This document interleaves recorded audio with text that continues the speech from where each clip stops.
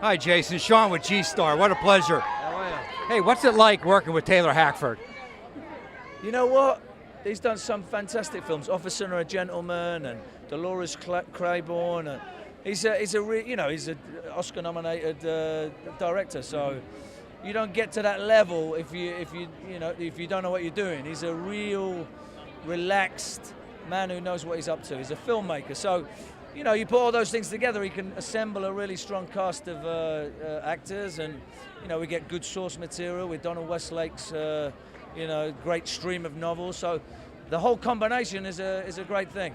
Now let me ask you, you're great in action films, but there seems to be a great balance with character and action. How do you select a script, and how much do you commit to, like, this has to be a character piece? Because when I watch your films, they are really character driven with the action in the background. Yeah, it's hard to get them. You have to fish them out the best way you can. If they come your way, it's a lucky thing. Thank you very much. How you doing, Taylor Hackford? Sean Fenoy. What a pleasure. I interviewed you 2 years ago at the Mike Nichols Lifetime Achievement Award for AFI, and you were my favorite interview. Really? Is this a departure for you? Such an action-oriented film. Can you tell me what attracted you to this? I love Donald Westlake, who wrote a series of books. They were the Parker books. We did 24. It's somehow really interesting, this professional thief, this professional criminal, but he's got a code of ethics. He has a kind of rules that he follows, and he never cheats on them. And I think there's something interesting about that. There have been several films done of this series, so it's daunting. You have some great people that played Parker. You have some great directors who worked in this area. And I said, I've never done it. I love these kinds of movies. Why not take a shot and try it? And I wouldn't have done it without Jason Statham. He really embodies Parker, I think, as well as anybody ever has. And that includes Lee Marvin or Mel Gibson, the people that played this role. I think Jason is fantastic. He was kind of born to play the role. Now he has this tough guy attitude. How is he on the set personally to work with? Does he take direction well? He's fantastic. Jason is a true professional. He was an Olympic diver. That says everything, right?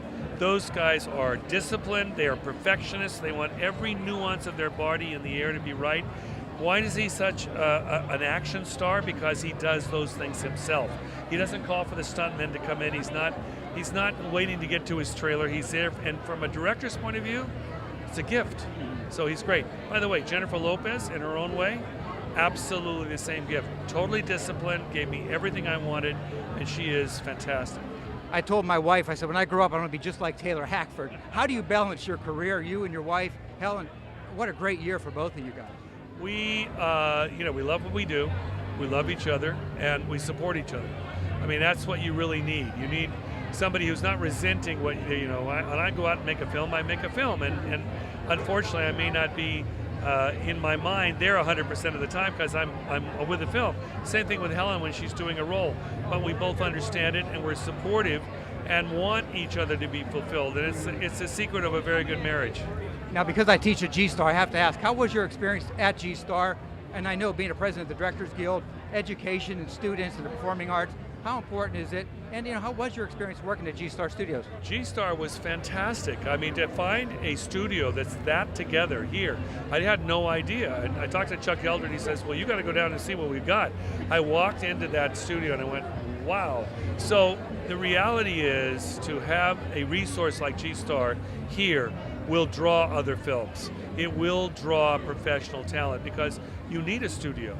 And I was shocked to see such a professional facility here. So congratulations, it's great. Do you think you'll do more films in South Florida? If I find material, it's all about the story.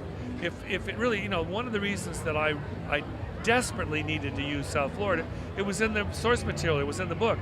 If I find something that can come, I know how beautiful it is here and I may do it, but it's got to fit. That's the motivation. It's always a pleasure, sir.